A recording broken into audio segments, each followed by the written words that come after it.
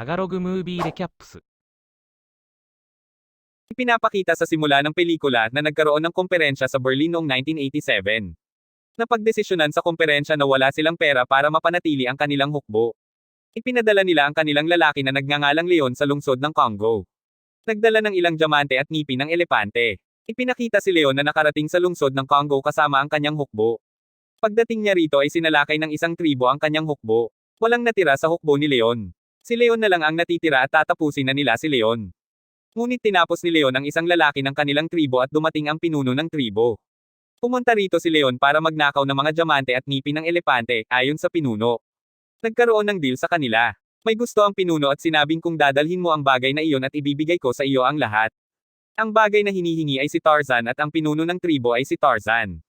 Lumipat ang eksena at ipinakita ang isang conference room. Ipinapakita si Tarzan na nakatira siya sa isang maharlikang pamilya hindi sa kagubatan. Si Tarzan ay pinangalan ng John. Ang sabi ng punong ministro kay John, may isang imbitasyon para sa iyo at ito ay diretso mula sa Afrika.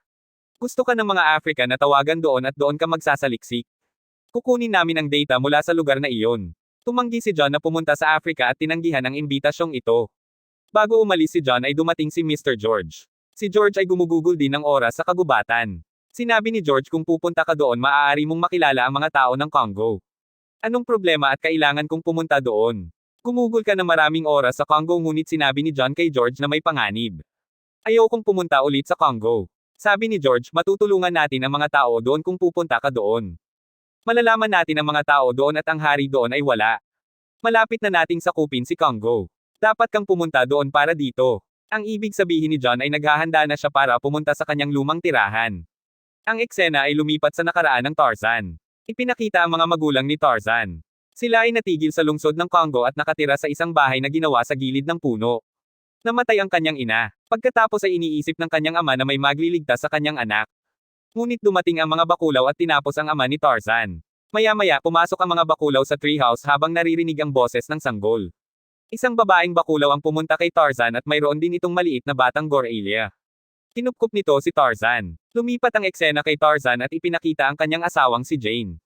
Isinalaysay ni Jane ang kwento ni Tarzan sa mga bata at sinabi rin sa kanila ang tungkol sa mga hayop ng Congo. Mga higanti sila at natuklasan ni Jane na muling babalik si Tarzan sa kanyang tirahan. Gusto rin sumama ni Jane pero hindi siya pinayagan. Sinabi ni Tarzan kay Jane na mayroong isang tribo na humahabol sa kanya. Hindi ako natatakot sa tribong iyon, ako ay natatakot na baka saktan kanila. Pinipilit ni Jane na sumama. Muling naulipat ang eksena sa nakaraan ni Tarzan. Si Tarzan ay isang maliit na sanggol at nakatira kasama ang babaeng bakulaw. Nakatira siya kasama ang kanyang kapatid na anak ng babaeng bakulaw. Dumating ang pinuno ng bakulaw upang patayin si Tarzan ngunit hindi natuloy. At dito tinanggap nila si Tarzan. Ang pagkabata ni Tarzan ay ginugol sa kanyang mga kapatid. Ang eksena ay muling lumipat sa kasalukuyan at ipinakita si Tarzan na nanonood ng kanyang mga damit ng pagkabata. Ipinaintindi niya kay Jane na delikado ang lugar na ito. Sabi ni Jane, doon ako titira kasama ng isang tribo at pumayag naman si Tarzan. Sina Tarzan, Jane, at George ay nakarating sa lungsod ng Congo. Nang makarating si Tarzan doon ay may lumitaw na mga leon sa harapan niya. They meet Tarzan with love at parang tinatanggap nila si Tarzan. Nagulat si George nang makita kung paano nabubuhay ang mga hayop na ito kasama si Tarzan. Nang maglaon, lumipat ang eksena sa isang lungsod. Ang bangkiro ay nagbigay ng maraming pera at sinabi ni Leon na ibabalik namin ang iyong pera. Ngunit kailangan mo kaming tulungan bilang kapalit. Kailangan mong magpadala ng isang hukbo ng 20,000 sa lungsod ng Congo. Tumanggi ang bangkiro at sinabing kung hindi mo ibabalik ang pera namin ay kukunin namin ang Congo. Ipinangako sa kanya ni Leon na gagawin kung maayos ang lahat. Si Tarzan, Jane, at George ay ipinakita na umabot sa isang tribo ng Cuba. Ito ang lugar kung saan pinalaki si Jan. Ang kanyang ama ay isang propesor na nagturo sa lahat mula sa tribo, ang kakayahang magbasa at magsulat. Masaya ang lahat matapos makilala sina Tarzan at Jane. Nagkukwentuhan sila ni Tarzan sa gabi. Naalala ni Tarzan ang kanyang nakaraan. Ipinakita kung paano nakatira si Tarzan sa kagubatan sa pagitan ng mga hayop. Naalala niya ba kung paano niya nakilala si Jane? Si Jane ay nakikipaglaro sa mga hayop sa kagubatan at nakita niya si Tarzan sa unang pagkakataon. Nagtago si Tarzan at pagkatapos ay bumalik si Jane sa paghahanap sa kanya. Samantala, maraming bakulaw ang dumating at malapit ng wakasan si Jane. Ngunit dumating si Tarzan at iniligtas si Jane. Nasugatan si Tarzan at inalagaan siya ni Jane at dinala siya sa tribo ng Cuba. Ang kwento ay ipinakita sa kasalukuyan, dinala ni Leon ang kanyang hukbo sa tribo ng Cuba. Tinapos niya ang pinuno ng tribo ng Cuba. Pumunta dito si Leon para kunin si Tarzan dahil nangako siya sa ibang pinuno na ibibigay sa kanya si Tarzan. Inaresto niya si Jane. Ginagawa rin niyang alipin si Tarzan. Nagpaputok si George nang dalhin ni Leon ang lahat. Bumitaw si Tarzan ngunit isinama ni Leon si Jane. Alam ni Tarzan kung saan dadalhin ni Leon si Jane. Mahabang daan iyon kaya kailangan nilang sumakay sa tulong ng tren. Sabi ni George kay Tarzan, sasamahan kita. Sinabi ni Tarzan na nangyari ito dahil sa iyo. Sinabi ni Leon kay Jane na ang imbitasyon mula sa maharlikang pamilya ay ipinadala namin. Kaya pupunta si Tarzan dito at huhulihin natin. Sinabi ni Jane na nakagawa ka ng isang malaking pagkakamali sa iyong buhay. Si Tarzan ay ipinapakita na pumupunta sa tren kasama ang ilang mga tao mula sa kanyang tribo. At gusto niyang pumunta habang hawak ang mga sanga ng mga puno. Hindi alam ni George ang lahat ng ito ngunit tinutulungan siya ni Tarzan.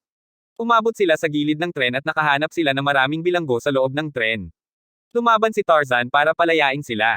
Tinatapos niya ang lahat dahil sila ay ikinulong. Ipinakita kay Jane kung saan siya pilit pinapakain ni Leon ang hapunan kasama niya. Kumuha si Jane ng kutsilyo mula doon. Nakita siya ni Leon dahil ginugol niya ang kanyang kalahating buhay sa kagubatan. Kaya naman marunong siyang makitungo sa mga taong iyon. Si Leon ay may rosemary na gawa sa pinakamakapangyarihang sapot ng gagamba. Sabi ni Jane kapag dumating si Tarzan ay hindi kanya titigilan. Sabi ni Leon kung pupunta siya ibibigay ko siya sa kabilang tribo. At bibigyan ako ng tribong iyon ng mga brilyante at ngipin ng mga elepante bilang kapalit sa kanya. Pinakita si Tarzan na bumababa sa tren. Ang sabi niya kay George, ngayon kailangan kong sumulong mag-isa. Hindi ko maaaring isama ang mga tao sa tribo. Dahil kung isasama ko sila lahat sila ay may katapusan. Hindi iniwan ni George si Tarzan. Sabi niya sasamahan kita at kailangang pumunta si Tarzan mula sa kagubatan ng lungsod ng Congo. May mga higanteng bakulaw. Hiniling ni Tarzan ang pinuno ng bakulaw na lumaban at sinabi kay George ang pinuno ng bakulaw ay lalaban sa akin. Ang mananalo ay sasang-ayon ang lahat sa kanya. Sabi ni George, paano ka makakalaban ng isang higanteng bakulaw? Ang pinuno ni Gorilla ay walang iba kundi ang kapatid ni Tarzan. Sinabi ni Tarzan kay George na tinatawag nila akong traidor dahil nakatira ako ngayon kasama ng mga tao. Nagkaroon ng matinding away sa pagitan nila. Ngunit ang bakulaw ay kapatid ni Tarzan kaya wala itong sinasabi sa kanya. Nang pumunta ito patungo kay George, hiniling ni Tarzan kay George na yumuko sa harap nito. Kung hindi, tatapusin ka ng bakulaw na ito. Natuklasan din ni Tarzan na ito ang plano ni Leon. Gusto ni Leon na dalhin si Jane sa tribong iyon dahil alam niyang pupunta ako doon para iligtas si Jane. Ipinakita kay Jane kung sino ang nakikipag-usap sa mga taong tribo sa kanilang wika. Hiniling niya sa kanila na umalis at pagkatapos ay tumalon sa tubig. Nakarating siya sa kagubatan habang lumalangoy. Nakaharap siya sa isang higanteng bakulaw at nang makita niya ito ay yumuko siya sa harap nito. Alam ni Jane na hindi siya sasaktan ng mga bakulaw kung tayo ay yuyuko sa harap nila. Dumating doon si Leon at ang kanyang mga kasama para hanapin si Jane. Hiniling ni Jane kay Leon na huwag magsalita ng kahit ano sa isang bakulaw. Handa akong sumama sa'yo. Habang sinasama ni Leon si Jane, sinalakay ng mga kasama ni Leon ang bakulaw. Ang mga bakulaw ay namatay. Naririnig sila ni Tarzan mula sa malayo. Inaabot din ni Tarzan ang mga bakulaw na iyon. Dumating ang kapatid ni Tarzan at inatake ng hukbo ni Leon ang gorilla na kapatid ni Tarzan. Ngunit iniligtas ito ni Tarzan. Naiintindihan din ng bakulaw na itinuturing pa rin itong kapatid ni Tarzan. Hanggang noon isinama ni Leon si Jane. Nakarating na siya sa tribo. Naaalala ni Tarzan ang kanyang nakaraan. Ang ibig sabihin ng kanyang ina ay ang babaeng bakulaw ay pinatay ng anak ng pinuno ng tribong iyon. Tinapos na ni Tarzan ang anak ng pinuno dahil sa paghihiganti sa kanyang ina. Ito ang dahilan kung bakit gusto ng pinuno ng tribo si Tarzan. Gusto niyang maghiganti sa pagkamatay ng kanyang anak. Natupad na ni Leon ang kanyang mga pangako sa pinuno ng tribong iyon. Kinuha na niya si Jane at nasa likod din nila si Tarzan. Si Leon ay nakakuha ng maraming diamante at ngipin ng mga elepante bilang kapalit. Ang mga tao ng tribo ay nakatayo sa paligid ni Tarzan. At nagkaroon ng away sa pagitan ni Tarzan at ng pinuno ng tribo.